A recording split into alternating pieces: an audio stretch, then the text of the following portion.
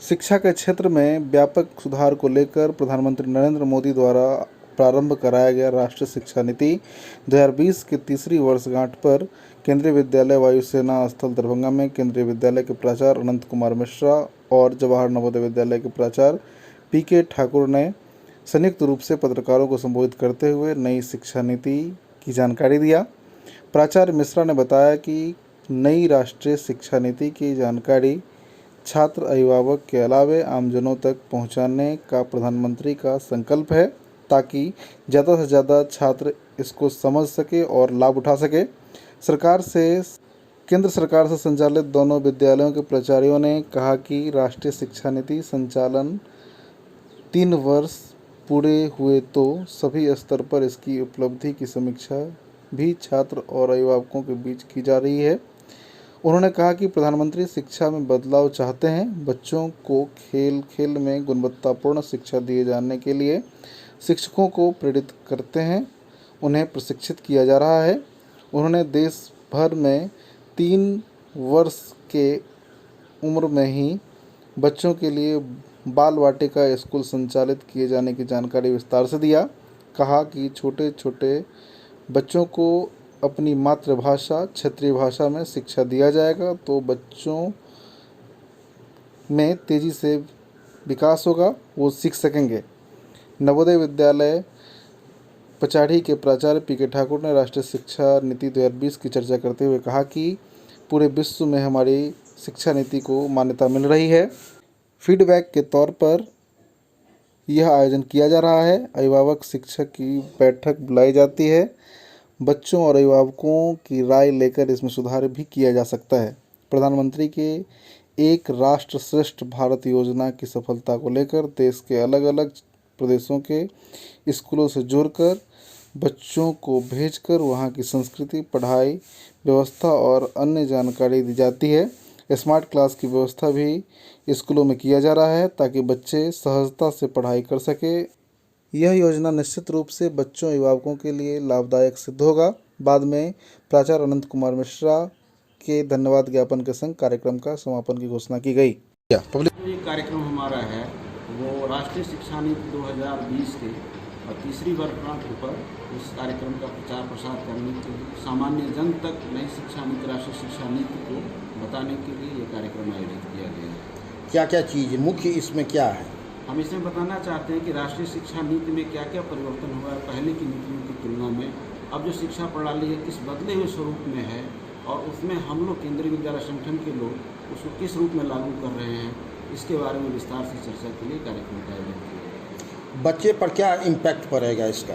और नई शिक्षा नीति में जो राष्ट्रीय शिक्षा नीति है इसमें जो शिक्षा की प्रणाली है, शिक्षा की जो प्रणाली है वो भी बदली हुई है और इसमें अब खेल आधारित शिक्षा और बच्चों को खिलौना आधारित शिक्षा, आर्ट इंटीग्रेटेड लर्निंग है, स्पोर्ट्स इंटीग्रेटेड लर्निंग है, जिससे बच्चों का मनोरंजन तो होता ही है, साथ साथ में खेल खेल में बच्चे बहुत आसानी से चीज़ों को सीख रहे हैं। तो पहले की शिक्षा और अभी की शिक्षा में क्या अंतर नज़र आ रहा है? अंतर ये होगा कि आज की जो शिक्षा हमारी है वो पूरे अपनी स्थानीयता को पूरे वैश्विक समाज से जोड़ती हुई है और भारतीयता को इसमें काफ़ी महत्व दिया गया है कि हमारा अतीत काफ़ी गौरवशाली था, हमें उसको गर्वित महसूस करना चाहिए उस पर।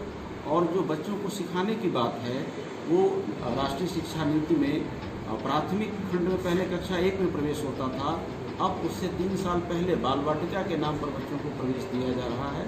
यानी छोटी उम्र से ही बच्चों की जो शिक्षा है वो सुनिश्चित की जा रही है और आने वाले समय में इससे जो पीढ़ी हमारी तैयार होगी निसंदेह वो समाज की तात्कालिक आवश्यकताओं को बेहतर रूप से पूरी करेगी। इस आयोजन का उद्देश्य यह है कि राष्ट्रीय शिक्षा नीति 2020 को लागू हुए 3 साल हो गए, उसकी वर्षगांठ पर इसके प्रचार प्रसार के लिए, सामान्य जन तक इसकी बात को पहुंचाने के लिए और केंद्रीय विद्यालय की क्या भूमिका इसमें है, किस रूप में केंद्रीय विद्यालय ने इसे लागू किया है, उस पर आप लोगों को जानकारी देने के लिए हम लोग यहाँ पर एकत्रित हुए हैं और वो सारी जानकारी हम लोग आपको प्रोवाइड कराएंगे। तो एक बार फिर से मैं आप सभी का हार्दिक स्वागत करता हूँ और अपने साथी मीडिया जी से आग्रह करूँगा कि एक स्लाइड वो दिखाएं आप सभी लोगों को। के रूप में केंद्रीय विद्यालय संगठन है जिसकी स्थापना 1962 में की गई थी। दूसरे वेतन आयोग के रिकमेंडेशन के आधार पर मूलतः ये कार्मिकों के बच्चों के लिए थी संस्था जो ट्रांसफरेबल गाँव में थी, ऑल इंडिया ट्रांसफर लाइसेंस। और शुरू में केवल 20 विद्यालयों की स्थापना में हुई केंद्रीय विद्यालय संगठन के द्वारा। पहले नाम उसका सेंट्रल स्कूल हुआ करता था, बाद में नाम परिवर्तित होकर के केंद्रीय विद्यालय कर दिया गया। अभी एज ऑन डेट 1253 विद्यालय हैं, जिसमें 3 विद्यालय विदेशों में हैं, एक काठमांडू में, एक मॉस्को में और एक तेहरान में। और कुल 1253 विद्यालय संगठन के अंतर्गत हैं, जो कि कुल 25 रीजनल ऑफिस हैं इसके, और 5 जीप यानी zonal institute of educational training के लिए हैं, जो टीचर्स को और बाकी स्टाफ को ट्रेनिंग देते हैं। इससे 5 सेंटर्स भी हैं। कुल 14 लाख से अधिक बच्चे पढ़ाई कर रहे हैं यहाँ पर।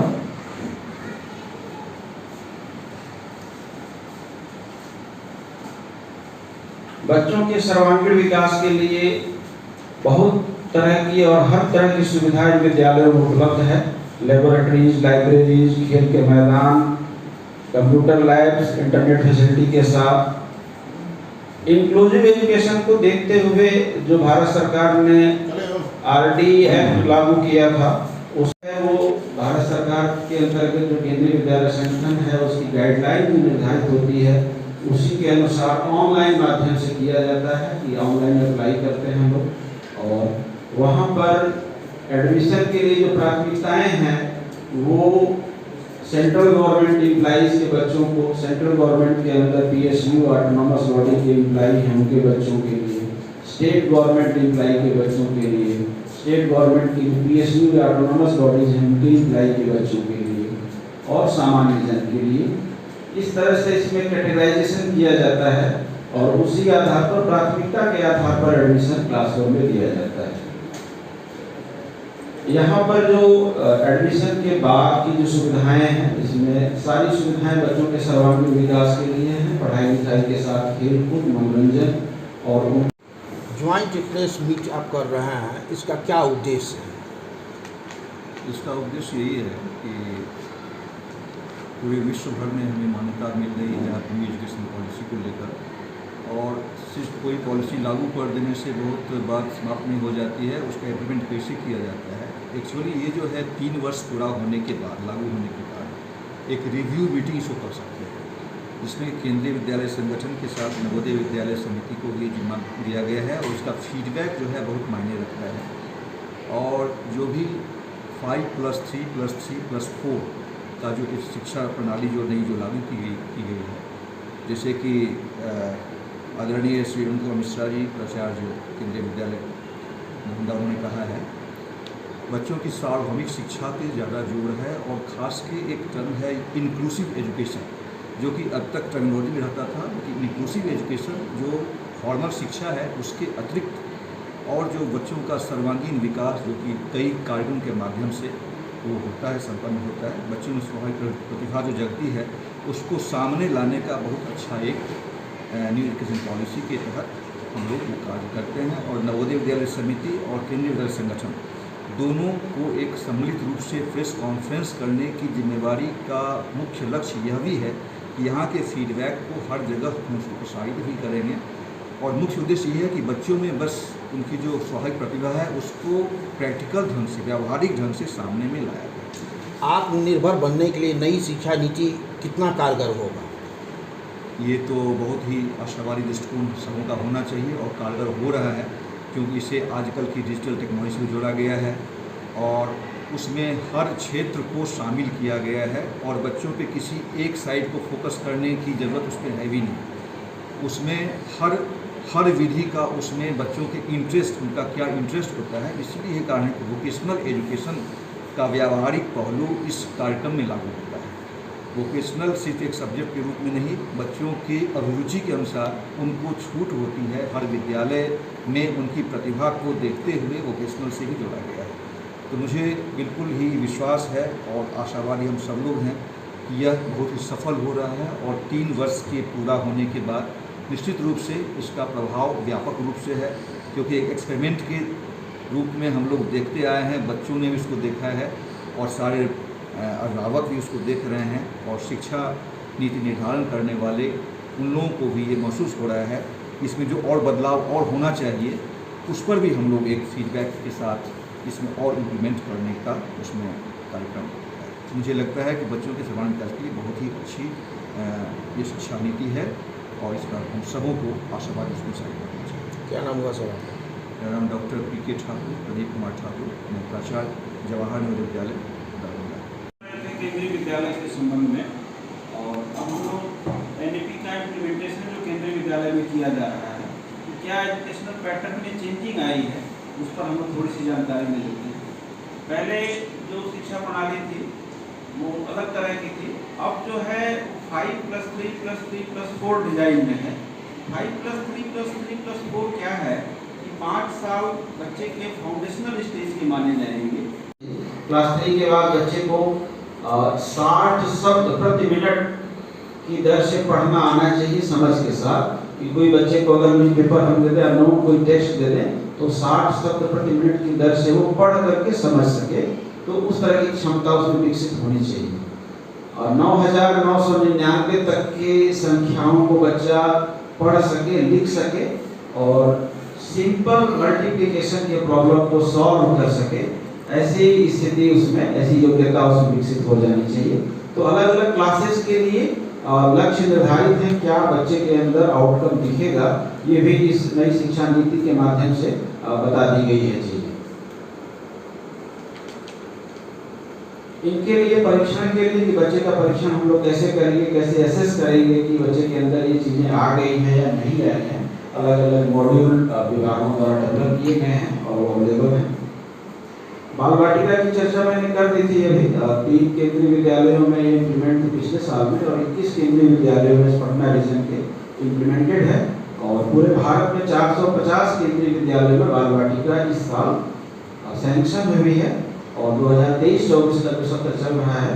इसमें कुल संख्या 500 हो गई है पूरे भारत में केंद्रीय विद्यालयों में। समस्या कई बार बच्चों को होती है कि बच्चे छोटी क्लास में अपने घर से आते हैं, किसी ऐसे वातावरण में नहीं रहते हैं जहाँ पर कुछ पढ़ाई लिखाई का वातावरण हो। विद्यालयों में उनके समायोजन में दिक्कत होती है कि घर का एक वातावरण अलग होता है और विद्यालयों का वातावरण एक अलग प्रकार का होता है। तो उस समायोजन को व्यवस्थित करने के लिए और एनसीईआरटी ने एक 3 महीने का प्ले बेस्ड मॉड्यूल तैयार किया हुआ है, जिसको हम लोग विद्या प्रवेश नाम दे रहे हैं। तो 3 महीने तक हम लोग बच्चों को सामान्य केवल खेल खेल में कुछ हम लोग पढ़ाते नहीं हैं, केवल बच्चों को विद्यालय और घर के बीच का जो गैप है उसको दूर करने के लिए प्रयास करते हैं कि बच्चा विद्यालय के साथ जुड़े और कुछ छोटी मोटी खेल गतिविधियों के साथ उनको विद्यालय से जोड़ने का प्रयास हम लोग करते हैं। यह व्यवस्था हम लोग 2021-22 से ही लागू कर चुके हैं विद्या प्रवेश का। अभी 3 से 8 साल तक के बच्चों के लिए national curriculum framework for foundational stage ये अभी हाल ही में अक्टूबर 2022 में इम्प्लीमेंट हुआ है, ये बुकलेट लॉन्च हुई है और उसके अनुसार फाउंडेशनल स्टेज पर जो बच्चे हैं उनके साथ इस तरह का टीचिंग लर्निंग मटेरियल वहाँ पर उपलब्ध है कि बच्चों के है इसमें। तो स्किल सब्जेक्ट के रूप में बहुत सारी चीज़ें इस नई एजुकेशन पॉलिसी में हैं और हम लोगों ने इसको इम्प्लीमेंट किया है और बहुत सारे जो विषय हैं स्किल सब्जेक्ट्स के वो अलाउड किए गए हैं और हमारे विद्यालयों में भी इम्प्लीमेंट किया जा रहा है। अभी हम लोगों ने आर्टिफिशियल इंटेलिजेंस को एक विषय के रूप में बच्चों को देना प्रारंभ किया है और पिछले 2 सालों से उस पर हम लोग काम कर रहे हैं। प्री वोकेशनल एजुकेशन के रूप में भी कुछ गतिविधियां हैं जो विद्यालयों में चलाई जाती हैं, जैसे बच्चे को कुछ इलेक्ट्रिशियन का काम बता देना, कुछ कारपेंटर से रिलेटेड का कुछ काम बता देना। ये 6 to 8 हम लोग भी इस तरह की गतिविधियां आयोजित करते हैं। पटना संभाग के कुल 16 केंद्रीय विद्यालयों को स्किल हब के रूप में डेवलप किया गया है, जहां पर अलग से उनकी ट्रेनिंग दी जाती है बच्चों को कि आप किसी पर्टिकुलर फील्ड में जा करके काम कर सकेंगे और इसके लिए केवल 16 केंद्रीय विद्यालयों को पटना संभाग में नामित किया गया है और वहाँ पर वो काम कर रहे हैं। बिना शिक्षकों के और बिना अभिभावकों के बच्चों का विकास कहीं न कहीं से बाधित सा रहता है। शिक्षकों की एक महत्वपूर्ण भूमिका होती है, लेकिन परिवार की भूमिका से भी इनकार नहीं किया जा सकता है। अभिभावकों की भूमिका बड़ी होती है कि विद्यालय में जो चीज़ें बताई जा रही हैं उनके समर्थन में वो भी आएँ और बच्चों के सर्वांगीण विकास में अपनी सहायता प्रदान करें। तो ऐसे माहौल को बनाने के लिए हम लोग शिक्षक अभिभावक संघ की बैठक भी करते हैं और जब भी कोई बच्चों की परीक्षा होती है, अभी पीरियोडिक टेस्ट विद्यालय में चल रहा है और अभी हम लोगों ने 5 तारीख का डेट डिसाइड किया हुआ है उसके लिए कि सारे पेरेंट्स को हम बुलाएंगे और बच्चों की क्या प्रगति है उस पर चर्चा करेंगे, उनके भी सुझाव लेंगे कि हम लोग बच्चों के भविष्य को बेहतर बनाने के लिए और क्या क्या हम लोग कदम उठा सकते हैं। तो प्रत्येक केंद्रीय विद्यालय में इस तरह का जो बैठक है शिक्षक अभिभावक संघ की, वो बैठकें होती रहती हैं। अभी हम लोगों ने बोर्ड क्लासेस के लिए मंथली टेस्ट लिया था, तो वहाँ पर जो बैठक की थी उसका फोटोग्राफ हम लोग देख रहे हैं वहाँ पर। मंथली टेस्ट हुआ था, उसको हम लोगों ने डिस्कस किया था पेरेंट्स के साथ। भारत सरकार का एक और पोर्टल काम करता है हम लोगों के लिए, वो है विद्यांजलि पोर्टल। केंद्रीय विद्यालय संगठन ने भी इसे अपनाया हुआ है। इसमें ये है कि जो वॉलेंटरली कुछ ऐसे समाज के लोग हैं जो विद्यालयों को अपना योगदान देना चाहते हैं, कुछ बताना हो, कुछ सिखाना हो, स्किल हो या कोई सब्जेक्ट हो, तो स्वेच्छा से अगर वो चाहते हैं कि कुछ समय विद्यालय के लिए हम लोग दे पाएँ तो वो उस पोर्टल पर जाकर के रजिस्ट्रेशन कर सकते हैं। हम लोग भी अपने आप को रजिस्टर करते हैं वहाँ पर कि किसी अन्य विद्यालय को अगर आवश्यकता है जो मैं पूरी कर सकता हूँ, चाहे वो शैक्षणिक हो या किसी मार्गदर्शन के संबंध में, तो वो हमारी सेवाएं ले सकते हैं। और इस तरह से एक दूसरे का सहयोग करते हुए समाज के जो विभिन्न अंग हैं हम लोग इस व्यवस्था को आगे बढ़ाते हैं।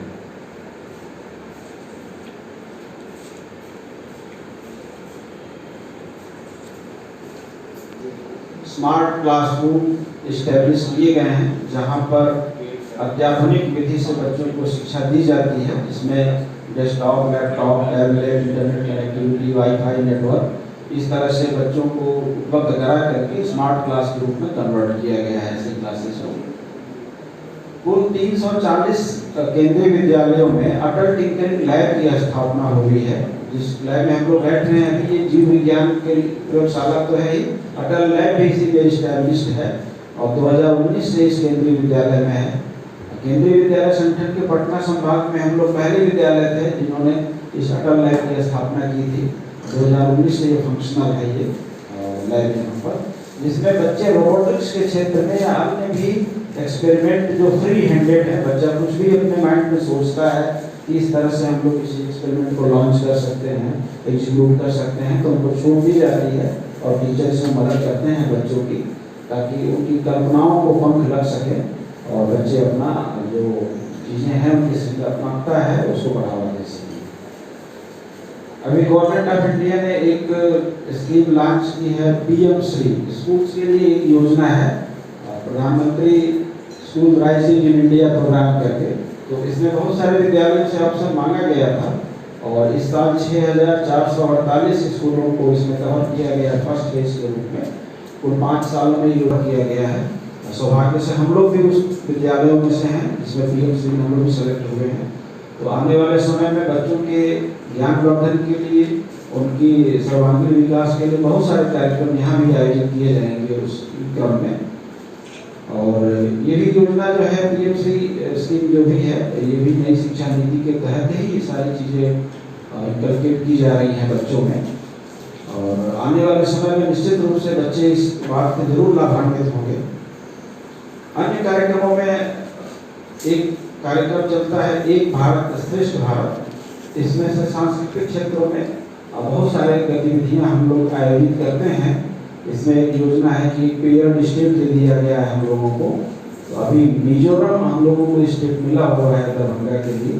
तो मिजोरम के साथ जो सांस्कृतिक गतिविधियों का आदान प्रदान है, वहाँ के बच्चे हमारी भाषा को सीखते हैं, हमारे बच्चे वहाँ की जो भाषा है, वहाँ का जो कल्चर है उसको समझते हैं, पहनावा, खान पान वहाँ कैसे बातचीत करते हैं, उन गतिविधियों को हम लोग यहाँ पर संचालित करते हैं और बच्चे लाभान्वित होते हैं। पूरे भारत को एक मंच पर स्थापित करने के लिए, एक दूसरे को समझने के लिए यह गतिविधि बहुत अच्छी गतिविधि है।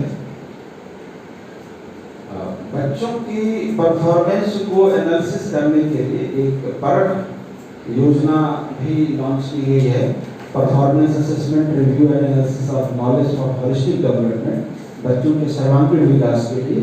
तो इस पर NCERT के माध्यम से बहुत सारा काम किया जाना है। एक हॉलिस्टिक प्रोग्रेसिव कार्ड बच्चों का बनाया जाना है 360 डिग्री। इस पर बहुत सारे केंद्रीय विद्यालयों को जिम्मा मिला हुआ है इसको डेवलप करने का। अभी मेरी जानकारी में हमारा पड़ोसी केंद्रीय विद्यालय जवाहर नगर है, वहाँ भी ये रिस्पॉन्सिबिलिटी मिली हुई है कि हॉलिस्टिक प्रोग्रेस कार्ड को डेवलप करके बाकी जगहों पर लागू किया जाए। तो आने वाले समय में लगभग सारे विद्यालयों में ये स्कीम्स लागू होंगी। अन्य चीज़ों में क्षेत्रीयता को बढ़ावा देने के लिए, जैसे कि राष्ट्रीय शिक्षा नीति में भी चर्चा की गई है कि छोटे बच्चों को जिनकी अवस्था अभी कम है उनकी मातृभाषा में शिक्षा दी जाए, क्षेत्रीय भाषा में शिक्षा दी जाए। तो इस पर भी हम लोग काम करते हुए अभी बच्चों की जो क्षमता है उसको निखारने का प्रयास हम लोग करते हैं। क्योंकि बच्चे हमारे वहाँ अभी पहली क्लास में एडमिशन ले रहे हैं, तो इस बात का जरूर हम लोग ध्यान रखते हैं कि उनके घरों में क्या किस तरह से बातचीत की जाती है, कौन सी भाषा बोली जाती है, और उसको विद्यालय स्तर तक हम लोग किस तरह से जोड़ सकते हैं ताकि बच्चा घर की भाषा से सीधे विद्यालय की भाषा तक आने में कोई असहजता महसूस न करे। और जो वर्तमान समय की आवश्यकता है कि हमारी सार्वभौमिकता पूरे विश्व में हमको सर्वाइव करना है, अपनी आइडेंटिटी को बना करके रखना है, तो वहाँ पर जो प्रचलित भाषाएं हैं उनके साथ भी हमको समन्वय स्थापित करना है। तो इस दिशा में भी हम लोग काम कर रहे हैं। स्किल डेवलपमेंट की बात हम लोगों ने कर ली थी कि बच्चों के अंदर स्किल, उसके लिए वोकेशनल कोर्सेज पर भी हम लोग फोकस करते हैं। अन्य चीज़ों में, जिन विषयों में प्रायोगिक चीज़ें संभव हैं उस पर भी हम लोग कोशिश करते हैं कि बच्चे उसमें स्किलफुल हो जाएं और अपना सर्वांगीण विकास कर सकें। तो एक स्टेज ऐसा आ भी गया है कि हम लोग इस बात पर जरूर विचार करें कि कहाँ तक हम लोग उसको लागू करने में सफल रहे हैं और कहाँ कहाँ अभी लगता है कि अभी कुछ काम किया जाना बाकी है।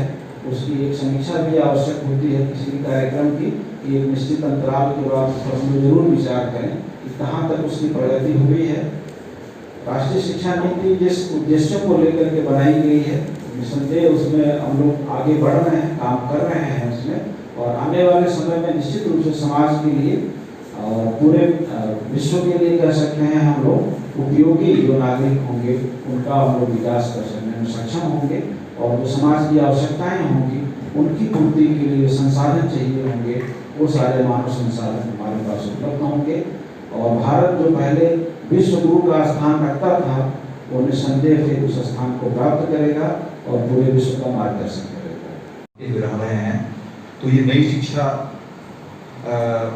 पॉलिसी जो है, राष्ट्रीय शिक्षा पॉलिसी, इसमें सुविधा कुछ ये होती है कि बच्चों को सारे कार्यक्रम से रूबरू होने का बहुत ही सुनहरा अवसर हर पर मिलता रहता है। सर ने जैसे बताया जो है स्किल, तो स्किल बेस्ड लर्निंग बहुत पहले से आ रहा है, लेकिन उसको एक सिस्टमेटिक ढंग से लाने में इस नई शिक्षा प्रणाली का एक महत्व है, जिस पर हम लोग एक समीक्षा के रूप में हम लोग भेजना भी पड़ेगा और पर उसमें सत्ता वो निकाला जा रहा है। इसमें एक और मैं उसमें थोड़ा सा बता रहा हूँ कि जो डिजिटल लर्निंग का प्रोग्राम है, अब ऐसा क्लासरूम खासकर इस एनईपी के जो समीक्षा बैठक जो हर पूरे देश में चल रहा है, इसमें यही बात है कि उसका व्यावहारिक ढंग से कितना अमल हुआ है। कहने के डिजिटल टेक्नोलॉजी का बहुत पहले से इम्प्लीमेंटेशन है, लेकिन अब ये समय है कि हर एक क्लासरूम स्मार्ट क्लासरूम के रूप में डेवलप, यदि कहीं कोई कमी है तो उसको 100% उसको किया जाए। इसी प्रयास में खास के नवोदय विद्यालय समिति और केंद्रीय संगठन दोनों के द्वारा जो इनिशिएटिव लिया गया है, इस पर चर्चा होती है। इसके बीच एक और है ECCE early childhood care education. इसी के तहत जो 5+3+3+4 का जो शिक्षा प्रणाली का जो एक पद्धति का जो एक दिया गया है, जो कि प्रिपरेटरी स्टेज से लेके मिडिल और सेकेंडरी स्टेज तक का है। इस सब का मूल भाव यही है कि बच्चों की क्षमता का भी आकलन करते हुए व्यावहारिक ढंग से उसको क्लासरूम के साथ साथ इंक्लूसिव एजुकेशन के रूप में उनकी जो प्रतिभा है उसको भी निखरने का मौका मिले। और ऑब्जर्वेशन टीचर्स का तो होता ही है, साथ साथ हमारे साथ पेरेंट्स भी जुड़ गए हैं।